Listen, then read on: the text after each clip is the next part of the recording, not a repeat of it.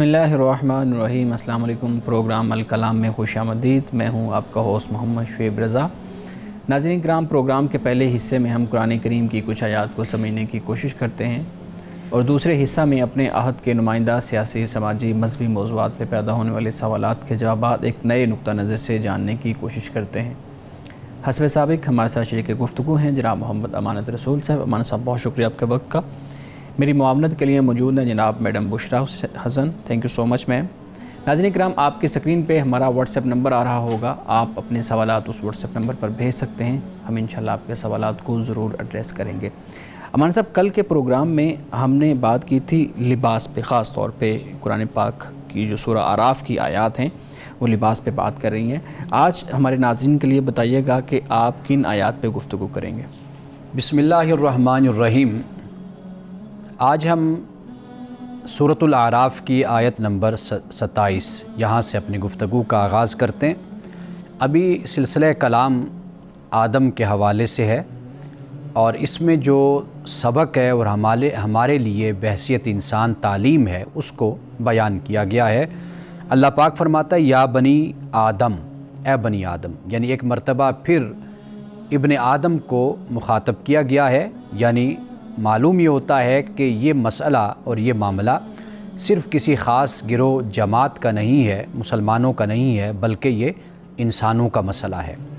فرمایا لا یفتننکم الشیطان کما اخرج ابویکم من الجنۃ ینزع عنہما لباسہما لیریہما سوآتہما، کہ شیطان تم کو بہکا نہ دے یا تم کو امتحان میں نہ ڈال دے، جس طرح اس نے تمہارے ماں باپ کو جنت سے نکلوا دیا، اس نے ان کے لباس اتروائے تاکہ ان کو ان کے سامنے بے پردہ کر دے، اور وہ اس کے ساتھی تم کو، یعنی صرف یہ نہیں کہ شیطان انہ یراکم هو وقبیلہ من حیث لا ترونہم، کہ بے شک وہ شیطان تمہیں دیکھتا ہے اور اس کے جو قبیل ہیں، اس کے ساتھی جو ہیں وہ بھی تمہیں دیکھتے ہیں وہاں سے جہاں سے تم ان کو نہیں دیکھتے۔ یعنی شیطان کا جو حملہ ہے اور اس کے جو چیلے ہیں ان کا حملہ بہت ہی کارگر ثابت ہوتا ہے۔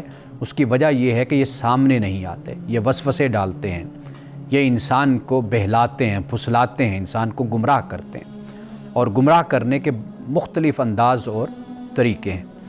فرمایا انا جعلنا الشیاطین اولیاء للذین لا یؤمنون، ہم نے شیطانوں کو ان لوگوں کا دوست بنا دیا ہے جو ایمان نہیں لاتے۔ یعنی جو ایمان لاتے ہیں شیطان ان کا دوست نہیں ہے، شیطان ان کا دوست ہے جو ایمان نہیں لاتے، یعنی جو شرک کے راستے کو سرکشی اور تعصب کے ساتھ، ضد کے ساتھ اختیار کیے رکھتے ہیں۔ اور اس کے بعد فرمایا وَإِذَا فَعَلُوا فَاحِشَةً، اور جب وہ کوئی فحش یعنی کھلی برائی کرتے ہیں قالوا وجدنا علیہا آباءنا واللہ امرنا بہا، تو پھر وہ یہ کہتے ہیں کہ ہم نے اپنے آبا کو بھی ہم نے اس پر پایا اور اللہ نے ہمیں اس کا حکم دیا۔ فرمایا قل ان اللہ لا یأمر بالفحشاء، اے نبی صلی اللہ علیہ وسلم آپ کہہ دیجئے کہ بے شک اللہ تعالیٰ فحشاء یعنی کھلی برائی کا اللہ حکم نہیں دیتا۔ اتقولون علی اللہ ما لا تعلمون، کیا تم وہ بات اللہ پہ کہتے ہو جو تم نہیں جانتے۔ یہاں در حقیقت ایک اہم مسئلہ ہے، وہ بیان کیا جا رہا ہے کہ عرب میں یعنی کفار مکہ تھے اسلام سے پہلے اور بعد میں بھی کافی وقت تک یہ صورتحال وہاں پر رہی کہ وہ جو مشرکانہ رسومات تھی، رواج تھے، وہ جاری اور ساری تھے، اور ان میں جو سب سے خطرناک اور بھیانک بات تھی وہ یہ تھی کہ وہ طواف عریاں ہو کر، ننگے ہو کر، بے لباس ہو کر کرتے تھے۔ اور سب سے زیادہ جو نقصان دہ بات ہوتی ہے وہ یہ ہوتی ہے کہ غلط کام اور اس طرح کے اخلاق کے خلاف جو سرگرمیاں ہیں ان کو مذہب کے نام پر رواج دینا، یعنی مذہب کی آڑ میں نفس پرستی کرنا، یہ پھر ان کا وتیرہ اور ان کا طریقہ تھا۔ یعنی انہوں نے کیا کہا تھا کہ واللہ امرنا بہا، اللہ سبحانہ و تعالیٰ نے ہمیں اس کا حکم دیا ہے۔ اب اللہ پاک نے اس کو فاحشہ قرار دیا، یعنی یہ فحشا ہے، کہ اللہ سبحانہ و تعالیٰ فحشا کا، کھلی برائی کا حکم نہیں دیتا، اور اس کے علاوہ یہ دین میں اس بات کی کوئی اجازت نہیں ہے اور کوئی اس کی پلیس نہیں ہے کہ کوئی بے حیائی کا عمل، کوئی کام وہ عبادت کے طور پر کیا جائے۔ تو یہاں اسی بات کو بیان کیا اور ساتھ یہ بھی فرما دی جو تم نہیں جانتے وہ تم بات کہتے ہو، نہیں کہنی چاہیے وہ بات جس کا علم نہیں ہے۔ ظن پر، گمان پر، خیال پر نئے سے نئے تصورات اور خیالات کو گھڑتے چلے جانا اور پھر اس کو دین کے نام پر سر انجام دینا یا دین کے نام پر ان کو عام کرنا اور پھیلانا۔ اور پھر اس کے بعد اب یہ فرمایا کہ قل امر ربی بالقسط، اے نبی صلی اللہ علیہ وسلم کہہ دیجئے کہ میرا رب اس نے تو حکم دیا ہے قسط کا۔ اب قسط سے مراد کیا ہے؟ قسط سے مراد یہ ہے کہ ٹھیک ٹھیک نقطہ اعتدال اور عدل کا اہتمام، یہ جو ہے یہ قسط ہے۔ اب یہ جو اعتدال اور توازن ہے یہ اس کا تعلق زندگی کے ہر پہلو سے ہو سکتا ہے، یعنی ایک مسلمان کے لیے وہ معاشرتی زندگی ہے، وہ سیاسی ہے، وہ اقتصادی ہے، وہ حکومتی زندگی ہے، معاشی زندگی ہے، اس سے اس کا تعلق ہو جاتا ہے، یعنی ٹھیک ٹھیک جو طریقہ ہے اس طریقے سے اپنے معاملات کو سر انجام دینا۔ اللہ سبحانہ و تعالیٰ بھی قائم بالقسط ہے، قسط کو قائم کرنے والا ہے۔ تو یہاں پہ یہ بیان کر دیا کہ یہ جو تم نے اللہ پر یہ جو تہمت لگائی ہے، افترا باندھا ہے کہ بھئی اللہ نے اس کا حکم دیا ہے فحشا کا، بے حیائی کا اور برے کام کا، تو کہا کہ نہیں، اللہ تو قسط کا حکم دیتا ہے۔ قسط سے مراد یہی ہے کہ یہ جتنے کام کہ جو اعتدال اور توازن سے ہٹے ہوئے ہیں، جیسے اسراف ہے، تبذیر ہے، جیسے فوش ہے، بے حیائی ہے، اللہ اس کا حکم نہیں دیتا۔ فرمایا واقیموا وجوہکم عند کل مسجد، کہ اپنے چہروں کو تم اللہ کی طرف کر لو، وہ اللہ جو واحد ہے، کہاں پر؟ عند کل مسجد، ہر نماز کے وقت، یعنی جب مسجد کا ذکر ہوا تو اس سے مراد یعنی نماز ہے کہ نماز کے وقت تم کیا کرو؟ اپنے چہروں کو اللہ واحد کی طرف کر لو۔ وَادْعُوهُ مُخْلِصِينَ لَهُ الدِّينَ، اور فرمایا کہ اس اللہ کو پکارو اپنی فرمانبرداری کو اس کے لیے خالص کرتے ہوئے، یعنی دین کو، فرمانبرداری کو، اطاعت کو صرف اللہ کے لیے خالص کرنے والے بن کر اس کو پکارو اور اس کو آواز دو۔ اس کے بعد فرمایا کما بدأکم تعودون، جیسا اس نے تمہیں پیدا کیا اسی طرح تم دوسری بار بھی پیدا ہوگے، پیدا کیے جاؤ گے، یعنی تمہیں لوٹایا جائے گا۔ اب یہاں پر دیکھیے کہ اللہ سبحانہ و تعالیٰ نے در حقیقت یہ بتا دیا کہ اس دنیا میں انسان جیسے اکیلا آتا ہے اسی طرح خدا کے پاس بھی انسان اکیلا جائے گا، اور وہاں پر انسان اپنے ایمان اور عمل کا جواب دہ ہوگا، وہاں پر کوئی سفارش نہیں ہوگی اور کسی کی طرف سے کوئی ایسا معاملہ نہیں ہوگا کہ انسان کا جو ایمان ہے اور اس کا عمل ہے وہ تو کوئی اہم نہ رہے، اہم ہو جائے تو سفارش ہو جائے، تو ایسی کوئی گنجائش خدا کے ہاں موجود نہیں ہوگی۔ مولانا صاحب بہت شکریہ۔ مولانا صاحب ایک مختصر سوال آپ کے سامنے میں رکھتا ہوں۔ آپ نے کہا کہ وہ لوگ کہتے ہیں کہ ہم اپنے آبا و اجداد کے دین پہ ہیں، جیسے ہم نے اپنے آبا و اجداد کو پایا، تو ہم بھی یعنی آج کے مسلمان جو ہیں وہ بھی شعوری طور پہ تو اسلام کو اس طرح نہیں دیکھتے، وہ بھی انہوں نے اپنے آبا و اجداد سے ہی چیزوں کو سنا ہے اور ان پہ عمل کرتے ہوئے آگے جا رہے ہیں، تو اب یہاں پہ شعوری اسلام نہیں ہے، وہاں پہ بھی یہ معاملہ تھا، تو کچھ حد تک آپ کو نہیں لگتا کہ یہاں پہ بھی یہی معاملہ چل رہا ہے؟ دیکھیے، جو کفار کا معاملہ ہے وہ یہ ہے کہ انہوں نے اپنے بڑوں کو اس طرح دیکھا، یعنی کعبۃ اللہ میں مشرکانہ حرکات کرتے ہوئے، رسومات سر انجام دیتے ہوئے اور بتوں کو رکھے ہوئے اور ان کی پوجا کرتے ہوئے، اور 360 بت تھے کعبہ میں، کعبہ کے حدود میں وہ 360 بت تھے۔ وہ ان کا کہنا یہ تھا کہ ہم نے اپنے بڑوں کو اس طرح دیکھا ہے، یعنی طواف اگر ننگا کر رہے ہیں تو ان کا خیال یہ تھا کہ طواف ننگا کرنا، چونکہ ہم جن کپڑوں میں تھے یہ ہمارے ایسی حالت میں تھے کہ ہم نے اس میں گناہ بھی کیے ہیں، ہم نے برے کام بھی کیے، اچھے بھی کیے، تو ہم اس لباس میں نہ جائیں، تو ہم یہ لباس اتار کر جائیں۔ لیکن اس کے پیچھے کوئی دلیل نہیں ہے، نہ کوئی بات نہیں، اللہ پاک فرماتا ہے کہ فحشا ہے۔ اب انہوں نے اپنے بڑوں کو ایسے ہی دیکھا، تو یہاں پر یہ بات سمجھ آتی ہے کہ بڑے جو کچھ بھی کریں تو وہ ضروری نہیں ہے کہ وہ صحیح ہو۔ طریقہ کار یہ ہوتا ہے کہ جو کسوٹی ہے، جو معیار ہے، اس پر ہر کسی کو پرکھ کر دیکھنا چاہیے۔ آپ کے بڑے کیا کرتے رہے، کیا نہیں کرتے رہے، یہ ہمارے لیے حجت نہیں ہوتا۔ ٹھیک ہو گیا۔ ہمارے لیے حجت کیا ہے؟ وہ اللہ کا دین ہے، دین ابراہیمی ہے، ان کے لیے دین ابراہیمی تھا۔ تو ہمارے لیے اللہ کا یہی دین ابراہیمی ہے جو رسول اللہ صلی اللہ علیہ وسلم لے کر آئے. قرآن ہمارے پاس ہے, سنت ہے, تو ہمارے پاس اب کرائیٹیریا, پیمانہ, کسوٹی ہمارے پاس یہ ہے. ہمیں بھی چاہیے کہ ہم اس پر پرکھ کر دیکھیں. یہ جو موروثی دین اور مذہب ہے, اگر اس کو اگر آپ پیش نظر رکھیں گے پھر تو یہ دلیل سب کے پاس ہے نا. ہندو کے پاس بھی دلیل ہے, کرسچن کے پاس بھی ہے, جیو کے پاس بھی ہے, پارسی کے پاس بھی ہے, مجوسی کے پاس بھی ہے, سب کے پاس ہے. وہ یہ کہیں گے ہمارے بڑے ایسے کرتے آئے ہیں تو لہٰذا ہم بھی ایسے کر رہے ہیں. تو یہ کوئی حجت صحیح کوئی دلیل نہیں ہے. حجت جو ہے وہ یہ ہے کہ قرآن اور سنت رسول صلی اللہ علیہ وسلم. بالکل صحیح. ناظرین کرام, یہاں وقت ہوا چاہتا ہے ایک بریک کا, ہمارے ساتھ رہیے گا.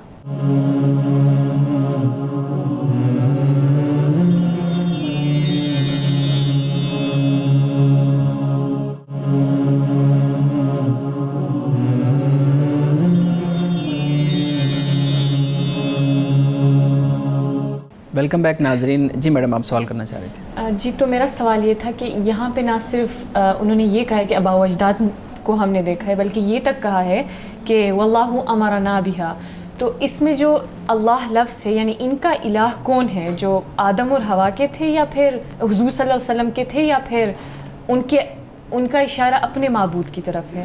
دیکھیے, اللہ کو بنیادی طور پر تو وہ مانتے تھے. قرآن پاک نے اسی بات کو بیان کیا ہے کہ وہ شریک ٹھہراتے ہیں. شرک مشرک اسی لیے کہا جاتا ہے نا کہ وہ دوسروں کو خدا کا شریک کرتے تھے. یعنی جو الوہیت ہے اس میں دوسروں کو شریک ٹھہرانا, تو اس لیے وہ مشرک کہلائے. مثال کے طور پر وہ خدا کو مانتے تھے ایک بطور بڑے خدا کے, جیسے ایک بادشاہ ہوتا ہے اس کے مانتے تھے.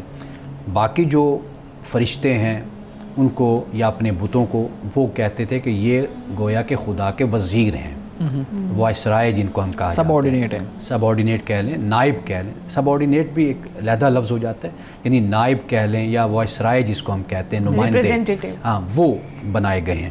یعنی کوئی بارش کا ہے, کوئی اولاد دینے کا ہے, کوئی رزق کا ہے, کوئی کسی حفاظت کے حوالے سے ہے, کوئی کسی حوالے سے. تو انہوں نے خود, یعنی قرآن پاک نے اس کو کہا کہ بھئی یہ تمہارا صرف ظن و تخمین ہے, تمہارا ظن ہے, تمہارا گمان ہے کہ تم نے یہ اس طریقے سے تقسیم کیا اختیارات کی, ورنہ اللہ سبحانہ و تعالیٰ وہی مرکز ہے اور سارے اختیارات اسی کے پاس ہیں. یہ بادشاہت, یہ سلطنت, یہ سب کچھ اسی کی ہے. تو یہ در حقیقت مانتے تو خدا کو وہ تھے, لیکن در حقیقت آگے جا کر پھر جو صورت بنتی تھی وہ یہ تھی کہ خدا کے اختیارات دوسروں میں تقسیم کر کے اور دوسروں کو خدا کا وزیر بنا دینا. مولانا صاحب, یہاں پہ مسجد کا ذکر ہوا آیات کے اندر, تو ہم نے دیکھا کہ قرآن کریم میں جہاں پہ بھی مسجد کا لفظ آیا نا, وہاں پہ ساتھ اللہ جو ہے وہ لفظ, یعنی اللہ کا نام وہ ضرور آیا ہے. جیسے مساجد اللہ, ایک مثال آپ کے سامنے رکھ دیتا ہوں.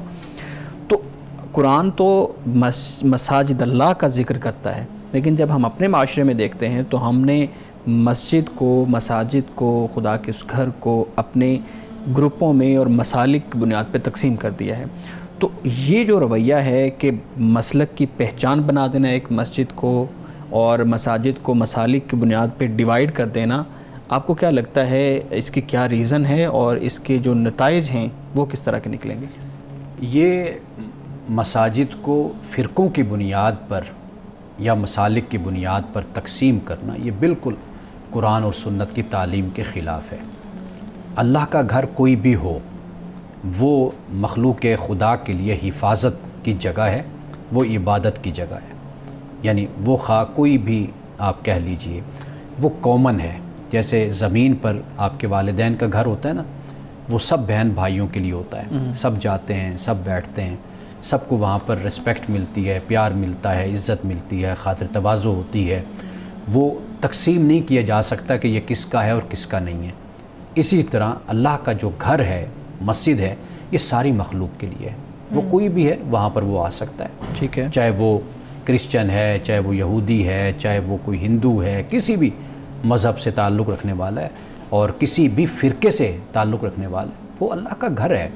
آپ اپنے گھر میں کسی کو آنے سے منع کر سکتے ہیں, اجازت دیں نہ دیں آپ کی مرضی ہے, لیکن خدا کے گھر میں کسی کو جانے سے آپ منع نہیں کر سکتے. یہ ٹھیک ہے, لیکن اس کی وجہ کیا ہے؟ یہ جو وجہ ہے وہ یہ ہے کہ جیسے جیسے ہم آگے بڑھتے ہیں, آپ دیکھیے کہ صدیاں بیتتی ہیں تو اس کے بعد خود جو ایک مذہب کے ماننے والے ہیں, قرآن پاک اس بات کو بیان کرتا ہے کہ پیغمبروں نے جو آپ کو دین دیا وہ تو ایک دین ہے، لیکن آگے جو ان کی جو امت ہے، جو ان کے پیروکار ہیں، ان کو ماننے والے ہیں، وہ آگے جا کر پھر تقسیم ہو جاتے ہیں۔ اس تقسیم کی بہت سی وجوہات ہو سکتی ہیں۔ اگر آپ بر صغیر کی تقسیم کو اگر آپ مد نظر رکھیں، آپ دیکھیے کہ یہاں پر جو سب سے بڑی چیز ہمیں نظر آتی ہے وہ یہ ہے کہ اپنا ایک کنٹرول معاشرے پر، سوسائٹی پر حاصل کرنا۔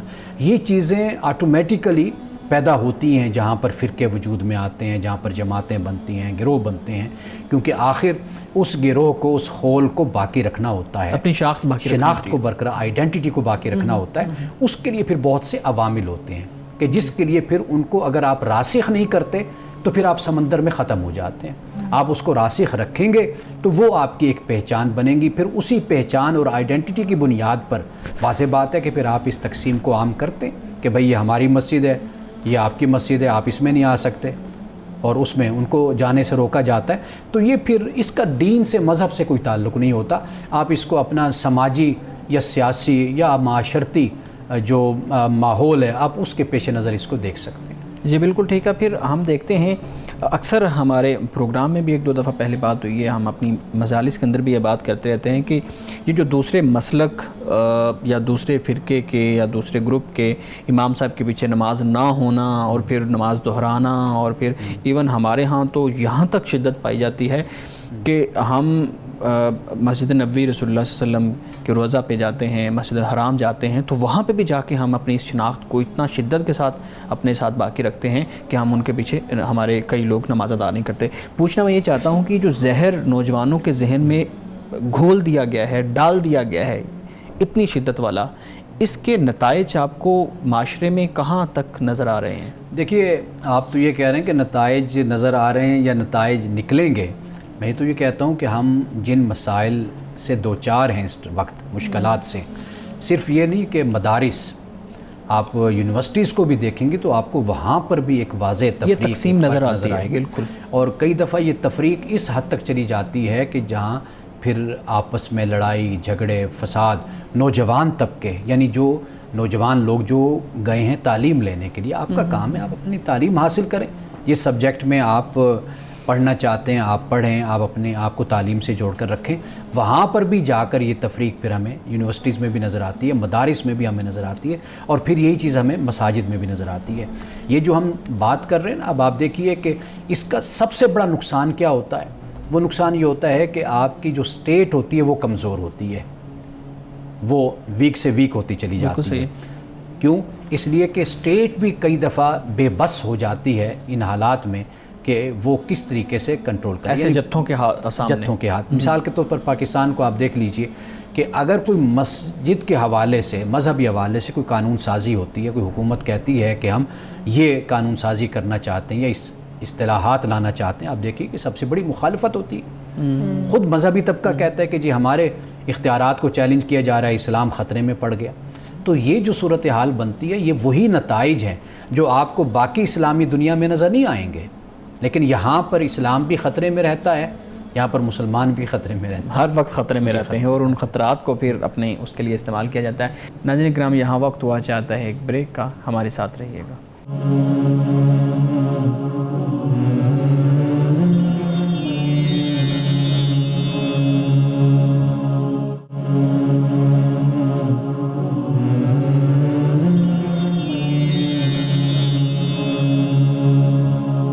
پروگرام میں ایک دفعہ پھر خوش آمدید۔ جی میڈم، آپ سوال کرنا چاہ رہے تھے۔ جی، میرا سوال یہ کہ اس آیت میں کہا گیا ہے کہ جو عمل انہوں نے کیا اور ان کا لباس اترنا، کیا ان کا لباس اترنا وہ فعل فحش تھا یا ان کا اللہ تعالیٰ کے حکم کو نہ ماننا فحش تھا؟ اگر لباس کا اترنا فحش ہے تو دیکھا جائے تو آدم اور ہوا جو تھے تو وہ تو میاں بیوی تھے، تو ان کا سطر ایک دوسرے کے سامنے کھلنا کیسے فحش ہے؟ دیکھیے، ایک تو یہ ہے کہ وہ جو درخت کہا گیا نا، فلما ذاق الشجرۃ، تو وہ درخت در حقیقت اس کا سمبل آپ کہہ لیجئے کہ اللہ نے جو منع کیا وہ کہا کہ یہ تم نے اس کے قریب نہیں جانا، ولا تقربا ھذہ الشجرۃ، یعنی یہاں حکمت یہ سمجھ آتی ہے کہ ایک چیز ہے جس سے اللہ نے منع کیا، بہت کچھ ہے اس باغ میں جو کھانے کے لیے ہے، وہ جائز ہے، وہ کھا سکتے ہیں، لیکن ایک امتحان اور آزمائش کے طور پر اللہ نے ایک چیز سے منع کر دیا. ہماری زندگی میں بھی یہی کچھ ہے. اللہ نے جو حرام قرار دیا وہ چند چیزیں اور جو حلال ہیں وہ بے شمار چیزیں ہیں. لیکن ہماری جو انسان کی فطرت ہے یہ لپکتا ہمیشہ اسی کی طرف ہے جس سے اس کو روکا جاتا ہے, اس کو منع کیا جاتا ہے. تو یہاں پر بھی شاجرہ کا جو ہے اس پر ہمارے سامنے کوئی ایسی وضاحت نہیں ہے کہ جس کی بنیاد پر ہم یہ ڈیسائیڈ کر سکیں کہ اس شاجرہ سے مراد کیا ہے. ٹھیک ہے جی. مفسرین نے کچھ سے کچھ کہا, اس طرف نہ جائیے. بس ہم یہ کہہ سکتے ہیں کہ خدا نے یہ کہا کہ شاجرہ درخت, اس کے قریب نہیں جانا. بس اللہ نے منع کر دیا. اللہ کسی چیز سے بھی منع کر سکتا ہے. اللہ نے اصحاب السبت سے کہا کہ بھی مچھلیاں نہیں پکڑنی تم نے ہفتے کے دن. اب کوئی اس میں حکمت ڈھونڈے کہ بھی مچھلیاں کیوں نہیں پکڑنی, مچھلیاں کون سی حرام ہیں, وہ تو حلال ہیں, منع کیوں کر دیا ہفتے کو. یہ اللہ جانتے ہیں. اللہ آزمائش لیتا ہے, پرکھتا ہے. مثلا حالت احرام میں کہا شکار نہیں کر سکتے. اب یہ آزمائش ہے, امتحان ہے کہ حالت احرام میں صحابہ کہتے ہیں کہ شکار بھی زیادہ آتے تھے ہمارے پاس سامنے, لیکن ہم ان کو ہاتھ نہیں لگا سکتے تھے, اللہ نے منع کر رکھا تھا. ایک تو یہ بات ہوگی نا کہ یہ آزمائش کے طور پر اللہ نے فرمایا. دوسری بات جو ہے نا لباس کا اترنا, یہ ہے کہ یہاں پر چند اہم باتوں کو بیان کر دیا گیا جو حکمت کے تحت ہیں. ایک تو یہ بتا دیا کہ جب بھی خدا کی نافرمانی کرو گے تو مشکلات اور مصائب کا شکار ہو جاؤ گے. اور دوسری بات جو سمجھ آتی ہے وہ یہ ہے کہ خدا کے حکم کی نافرمانی یہ انسان کو شرم اور حیا کی جو دولت ہوتی ہے اس سے محروم کر دیتی ہے. یعنی آپ اس طرح دیکھیے کہ جو مجرمانہ ذہنیت کے لوگ ہوتے ہیں ان کے لیے پہلا قدم تو اٹھانا مشکل ہوتا ہے, اس کے بعد پھر ان کے لیے سارے قدم آگے آسان ہوتے چلے جاتے ہیں. تو یہ آدم و حوا کی جو تخلیق ہے اور اس میں جو سبق ہے وہ در حقیقت یہ ہے کہ اللہ جس چیز سے منع کر رہا ہے اس سے رک جاؤ. اگر وہی کرو گے تو اس سے جو پردہ اٹھ جائے گا گناہ کا اور جو فحش کا, بے حیائی کا, وہ پھر ایسا ہوگا کہ پھر تم سے صورتحال پھر کنٹرول میں نہیں آتی, پھر تمہارا معاشرہ اصلاح پر اور نیکی پر قائم نہیں ہوگا, پھر وہ بدی پر چلے گا. تو مطلب یہ کافی باریک سی بات ہے سمجھنے کے لیے کہ جو فعل تھا ان کا, یعنی اللہ تعالیٰ کے حکم کو نہ ماننا اور اس باؤنڈری سے دور چلے جانا, باہر چلے جانا, وہ فحش ہے اصل میں. جی صحیح. عموماً ہم عام طور پر اچھا میں یہاں پہ یہ بھی عرض کر دوں کہ یہ جو فحشا کہا گیا نا وہاں پہ جو صورتحال آدم کی تھی, اب دیکھیے کہ یہ جو آیت یہاں پہ فرمایا نا کہ اے بنی آدم کہ تمہیں شیطان یعنی نہ بہکائے تمہیں یا امتحان میں نہ ڈالے تمہیں, تو یہ اس لیے یہاں پر پھر خاص طور پر بیان کیا دو وجہوں سے. ایک وجہ تو یہ کہ انسانی تہذیب کو ہمیشہ خطرہ اسی سے رہتا ہے. یعنی آپ دنیا کو پڑھ کر دیکھ لیجئے, سب سے بڑا مسئلہ ہی آج بھی اس جدید دنیا میں, تعلیم یافتہ دنیا میں سب سے بڑا مسئلہ یہی ہے, بے حیائی کا, ریلیشن شپس کا. ہاں یعنی جدید تہذیب انسان کو بالکل چاہتی ہے کہ اریاں کر دے. یعنی مغربی تہذیب کو آپ دیکھ لیجئے, ٹھیک ہے نا. ایک یہ چیز ہے. اسلام نے یہ کہا, قرآن نے یہ کہا کہ یہ تمہارا مشترکہ مسئلہ ہے, یہ کسی فرد کا, کسی جماعت کا, کسی گروہ اور کسی مذہب کا نہیں, یہ ساری انسانیت کا. ایک تو یہاں پر یہ بات بیان کر دی. دوسرا یہ ہے کہ اس کا تعلق عرب کے اس کلچر سے, مکہ کے اس ماحول سے بھی جوڑ دیا, کیونکہ وہ لوگ ننگا ہو کر طواف کرتے تھے, بغیر کپڑوں کے. اس کو بھی اس کے ساتھ جوڑ دیا, یہ بتا دیا کہ بھئی یہ جو لباس کا پہننا ہے, مذہب تو مذہب, یہ خود انسان کی فطرت میں ہے کہ اس نے اپنے آپ کو ڈھانپنا ہے, اپنے آپ کو کور رکھنا ہے. تو اس طرح اس کا تعلق دونوں چیزوں سے جڑ جاتا ہے. لیکن وہ جو درخت ہے اس کے بارے میں ہمیں نہیں پتا کہ وہ درخت کیا ہے, کون سا ہے, لیکن ہمیں اتنا پتا ہے کہ خدا نے منع کیا ایک بات سے, اور اللہ منع فرماتا ہے. بندوں کی آزمائش بھی ہوتی ہے, امتحان بھی ہوتا ہے. صحیح. اچھا مولانا صاحب یہ بتائیے گا, ہمارے ناظرین کے سوالات آپ کے سامنے رکھتا ہوں. پوچھتے ہیں جی, خدا نے سلسلہ نبوت جو ہے وہ کیوں ختم کیا ہے؟ کیا آج انسانوں کو ہدایت کی ضرورت نہیں ہے؟ دیکھیے اللہ سبحانہ و تعالیٰ نے اس دنیا میں جب سے کائنات بنی, احادیث کے مطابق 1,24,000 کم و بیش پیغمبر آتے ہیں, اور 27 پیغمبر ہیں جن کا قرآن میں ذکر ہے, اور بہت سے پیغمبر ہیں جن کو ہم نہیں جانتے, جن کے نام نہیں جانتے, لیکن مجموعی طور پر ان پر ایمان لانا یہ ہم پر لازم اور ضروری ہے. اللہ کی حکمت ہے کہ اس نے جب انبیاء کو بھیجا, ان پر جو کتابیں آئیں, جو احکام آئے, صحائف آئے, وہ وقت کے ساتھ ساتھ دنیا سے وہ ختم بھی ہوتے چلے گئے, معدوم ہوتے چلے گئے. لیکن آپ دیکھیے کہ 1400 سال 1500 سال گزر گئے, قرآن مجید آج بھی محفوظ ہے۔ قرآن کی حفاظت اور قرآن کی بقا اور قرآن کا وجود اس بات کی علامت ہے کہ یہ خدا کا آخری دین، یعنی عملی طور پر اگر آپ اس چیز کو پیش نظر رکھیں گے نا تو یہ ایک تو یہ بات ہو گئی، ورنہ اگر کسی پیغمبر نے آنا ہوتا تو 1500 سال کوئی تھوڑی مدت نہیں ہے۔ حضرت مسیح علیہ السلام اور رسول اللہ صلی اللہ علیہ وسلم کے زمانے میں صرف 500 سال کا فرق ہے۔ آپ دیکھیے کہ انجیل کن مراحل سے فوراً ہی بعد میں کن مراحل سے گزری۔ آج آپ کے پاس انجیل ہے، آپ یقین سے نہیں کہہ سکتے کہ یہ وہ ہے۔ بالکل، مفسرین کی باتیں بھی بیچ میں شامل ہوگی، بہت کچھ شامل ہو گیا۔ حضرت موسیٰ اور حضرت مسیح علیہ السلام کا زمانہ دیکھ لیجیے، اور پھر اس کے درمیان حضرت داؤد ہیں، حضرت سلیمان ہیں، ان کو آپ دیکھ لیجیے۔ تو تھوڑا تھوڑا عرصہ ہے، 500 سال کا، 200 سال کا، 300 سال کا، آپ دیکھیے چیزیں معدوم اور تحریف ہوتی چلی گئی۔ تو قرآن خود عملی طور پر، مشاہداتی اور تجرباتی طور پر یہ بات سامنے آتی ہے کہ اللہ کا یہی آخری دین ہے، ورنہ اگر نہ ہوتا تو ہم سب کہتے کہ جی ضرورت ہے اب کوئی اور کتاب ہونی چاہیے۔ صحیح۔ یہاں پہ ایک سوال یہ بھی اٹھتا ہے کہ ایسی کیا مختلف بات تھی قرآن میں کہ انجیل اور زبور میں تو چینجز آ گئے، لیکن قرآن کے بارے میں آج تک ہم یہ دعویٰ کرتے ہیں کہ اس میں چینجز نہیں آئیں، تو ایسی کیا ڈفرینس تھی ان دونوں میں؟ حالانکہ دیکھا جائے تو تینوں اللہ تعالیٰ کی کتابیں، سب اللہ تعالیٰ کی کتابیں، لیکن ڈفرینس ایسی کیا تھی کہ ان میں چینجز آئیں اور اس میں یہی دعویٰ ہے؟ دیکھیے، پہلی بات جو بنیادی ہے وہ تو یہ اللہ تعالیٰ کی قدرت ہے، اس کا معجزہ ہے، اس کا کمال ہے یہ کہ اس نے اس کی حفاظت کی۔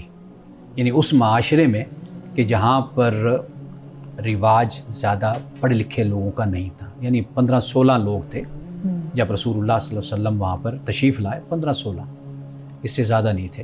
لیکن آپ دیکھیے کہ پھر جو کلچر پیدا ہوا، صحابہ نے قرآن پڑھنا، یاد کرنا، ایک کتاب ان کو مل گئی، لکھنا شروع کر دیا، ایک لکھنے پڑھنے کا کلچر ایسا رواج پایا، پھر وہ پھیلتا چلا گیا دنیا میں۔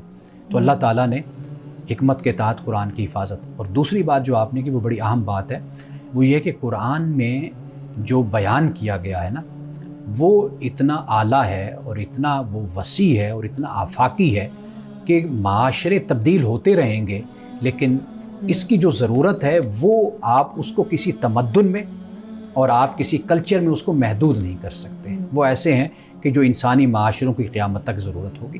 بالکل صحیح ہے۔ اچھا مولانا صاحب، ہمارے ناظرین کے سوالات آپ کے سامنے رکھ رہا ہوں۔ دوسرا سوال پوچھتے ہیں جی، جو بیوی ہے وہ اپنے خامند کی اجازت کے بغیر اپنی جو وراثت ہے اس سے دستبردار ہو سکتی ہے؟ خامند کی اجازت کے بغیر، یعنی وہ خامند سے اجازت لینا ضروری ہے اپنی جائیداد چھوڑنے کے لیے؟ دیکھیے، وہ اس کی وراثت ہے، وہ اس کی ملکیت ہے، وہ چاہے تو دستبردار ہو جائے، نہ چاہے تو اس کو وہ لے۔ ہمارے ہاں تو لڑائیاں ہو جاتی ہیں، وہ اس کا حق ہے۔ دیکھیے، معاملہ یہ ہوتا ہے کہ اگر بیوی کا حق ہے، پسندیدہ شریعت میں جو طریقہ ہے نا وہ یہ ہے کہ بیوی کو لینی چاہیے، یعنی میری وراثت ہے تو مجھے وہ لینی چاہیے۔ اللہ تعالیٰ نے میرا حق ہے، مجھے دیا ہے، اور میرے والد پر دنیا سے چلے گئے، ان کی وراثت سے ہے، وہ مجھے ضرور لینا چاہیے۔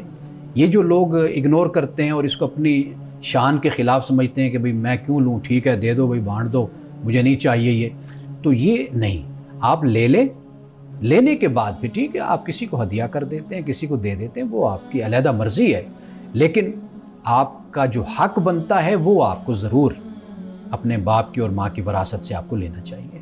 یہ آپ نے بہت اہم بات کی ہے۔ ایسے اگر اس طرح چھوڑ دیا جائے تو ہمارے جو پیرنٹس تھے انہوں نے چھوڑ دیا تو پھر یہ کنونشن بنتی جائے گی، تو یہ پھر آگے نسلوں تک بھی لوگ خاموش ہیں۔ اکثر بیٹیاں جو عورت ذات ہے وہ پھر مانگنے سے تھوڑا گھبرا جاتی ہیں، شرما جاتی ہیں، جیسے اپنے بھائیوں سے مانگنا، تو یہ کافی آپ نے وہ کہتے ہیں شرم میں کیا شرم، تو اصل بات یہی ہے کہ جو آپ کا حق ہے خدا نے آپ کو دیا ہے، آپ اس کا تقاضا علی الاعلان ڈٹ کر آپ کر سکتی ہیں کہ یہ میرا حق ہے، مجھے چاہیے۔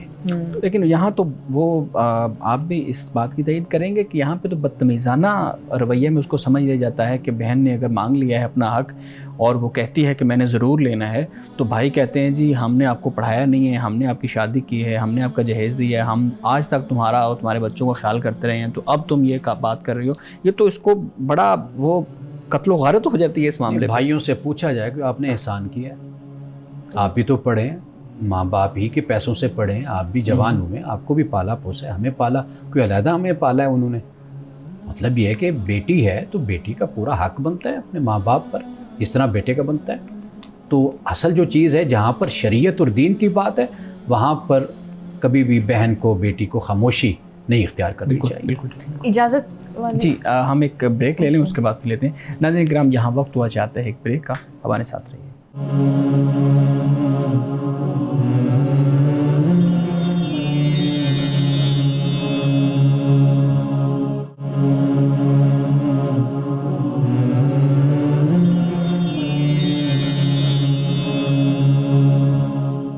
پروگرام میں ایک دفعہ پھر خوش آمدید. جی میڈم آپ سوال کرنا چاہتے ہیں. جی میں سوال کرنا چاہتی ہوں, جہاں انہوں نے اجازت کی بات کی میاں بیوی, تو ایک یہ سوال بھی ہے کہ اگر یہاں پہ اب لا یہ کہتا ہے کہ آپ نے دوسری شادی کرنی ہے مرد کو, تو آپ پہلی بیوی سے اجازت لے لیں, اسٹیٹ یہ کہتی ہے, تو کیا ریلیجیسلی اسلام اس شادی کو جو بغیر اجازت کے لی جائے, حالانکہ یہ کوئی شرط نہیں رکھی گئی ہے اسلام میں جتنا میرے علم کے مطابق, تو پھر کیا وہ شادی جائز ہوگی یا ناجائز ہوگی, کیونکہ اس نے اسٹیٹ کی لا کو اپلائی وائلیٹ کیا ہے. ریاست کی طرف سے ہم دیکھتے ہیں کہ نکاح فارم ایک بنایا گیا ہے, اور نکاح فارم میں ایک شک یہ بھی ہے کہ جس نے دوسری شادی کرنی وہ یونین کونسل سے رابطہ کرتا ہے, بتاتا ہے, اور پھر اس کے بعد اجازت ملتی ہے, اور دوسری بیوی بھی ساتھ ہوتی ہے, اس کی اجازت بھی ہوتی ہے, اور یہ کنسنٹ کے ساتھ آپ کہہ لیجئے اجازت کے ساتھ ہی یہ قدم اٹھایا جاتا ہے.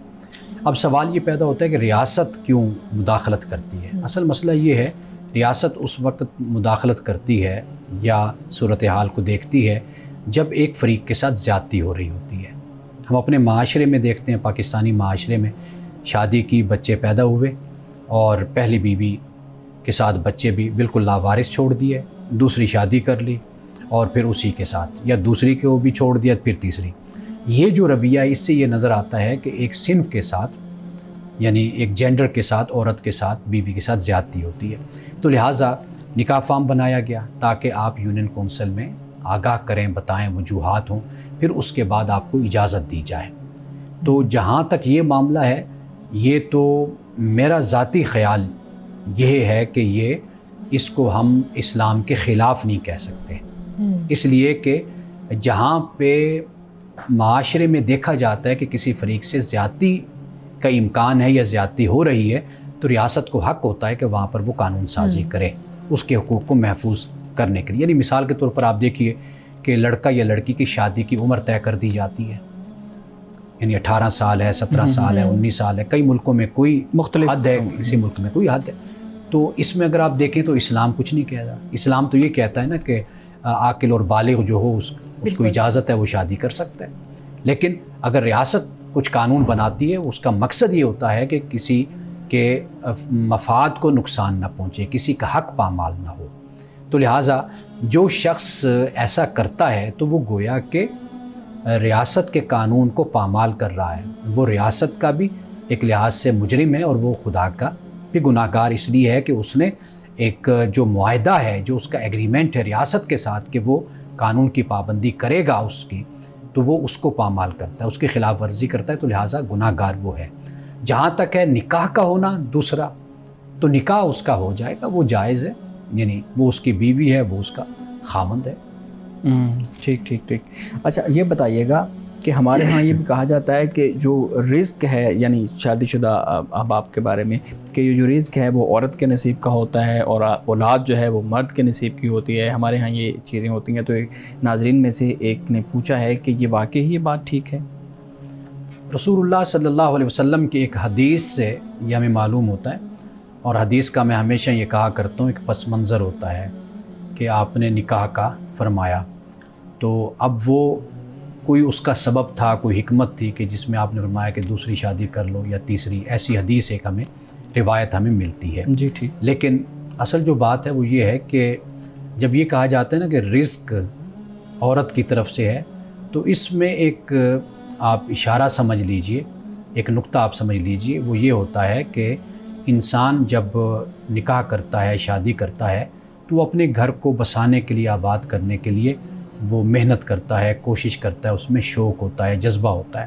تو وہ گویا کہ اس کے لیے انسینٹیو جو بنتا ہے, محرک بنتا ہے, وہ اس کی بیوی بن جاتی ہے. ٹھیک. تو لہٰذا یہ ہم کہتے ہیں, میں نے دیکھا ہے نوجوانوں کو کہ جن کی ابھی شادی نہیں ہوئی، جب شادی ہوتی ہے یا ہونے والی ہوتی ہے وہ بڑے یعنی جوش و خروش کے ساتھ کام بھی کر رہے ہوتے ہیں، محنت بھی کر رہے ہوتے ہیں، ان کو بڑا شوق ہوتا ہے میں گھر اپنا بساؤں، گھر آباد کروں، گھر بناؤں.